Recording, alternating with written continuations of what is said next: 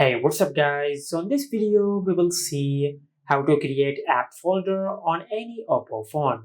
Now there are two methods to create an app folder on your Oppo phone.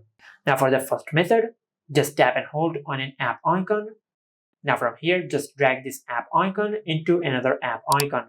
And once you do that, you will create an app folder on your phone. Now if you tap on the app icon and if you tap on tools, you can give a name to this app folder. And as you can see, we have successfully created an app folder on our phone. Now, if I tap and hold on the screen, as you can see, I can increase the size of the app folder as I like.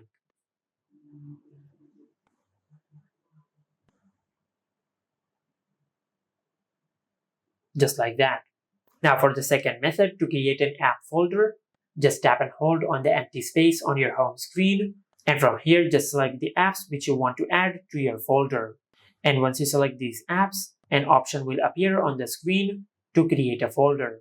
Just tap on it, and once you do that, you will create an app folder. And from here, you can resize the app folder as you like, just like that. And if you open the app folder, you will be able to rename the app folder, just like that. And this is how you can create app folder on any Oppo phone.